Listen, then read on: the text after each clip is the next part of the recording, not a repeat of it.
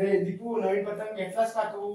अरे स्पायडर वाला घेणार होतास ना की ड्रॅगन वाला घेतलास? अरे दीपू बोल ना काहीतरी. भावानो, आपण पतंग मकर संक्रांतीच्या वेळी का उडवतो? अरे काय म्हणजे काय, मजा करण्यासाठी.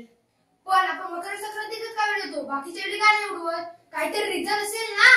अरे दीप्या, हे बघ, तुला तर माहितीये ना आपला ट्रेन चीन टपाक डमडम याला काही अर्थ आहे का? तरी पण आपण आपल्याला बोलायला मजा येते. अशीच मजा पतंग उडवताना देखील येते. It is enjoyment bro. चल आता लवकर घरी जाऊया, उद्या सकाळी लवकर उठून पतंग उडवायला यायचंय ना. दीप्या, ए दीप्या, किती वेळ त्या मोबाईल अडकून राहणार आहेस? नाही ग ताई, मला एक प्रश्न पडला होता, तोच मी उत्तर शोधत होतो. 2 वेळ हाका मारला मी. लक्ष कुठे आहे तुझा? हा आता बोल. अरे दीप्या, विसरलास की काय? उद्या मकर संक्रांत आहे. हा, आपण उद्याच काय तिळगुळ बनवतो? कारण तिळगुळ आपल्या शरीरासाठी चांगलं असतं ना.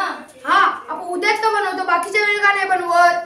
अरे तशी परंपरा आहे, या परंपरेनुसारच मकर संक्रांतीला तिळगुळ बनवतात.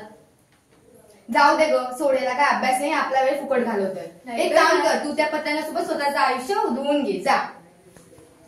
अगं तायडे, किती ओरडशील, तो त्याचं उद्याचं आयुष्य तरी घडेल, पण तुझे तीळ जातायत बघ ते तिकडे. या कार्ट्याच्या नादात म्हणजे तीळ करत ती. चल चल चल. अरे दादा, आता तूच दे माझ्या प्रश्नाचं उत्तर. अरे दीपू, मी आणि आर्यने काही वर्षांपूर्वी अभ्यासलं होतं की सूर्य आपल्या उत्तर गोलार्धात आहे. अगदी परफेक्ट. सूर्य हा मकर संक्रांतीच्या आधी दक्षिण गोलार्धात असतो आणि पृथ्वी ही आपली दक्षिण गोलार्धातच बसलेली आहे. आणि म्हणूनच आपल्याकडे दिवस मोठा आणि रात्र छोटी असते. हो दीदी. आणि आपल्याकडे मकर संक्रांती आधी किंवा नंतर थंडी असते.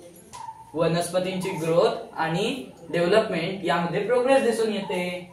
आणि आपल्याकडे म्हणूनच आपण सूर्याची पूजा करत असतो. आपल्या भारतात विविध प्रदेशात सूर्याला विविध नावे आहेत, जसे उत्तर प्रदेशात खिचडी आणि आसाम मध्ये ताई मोगली.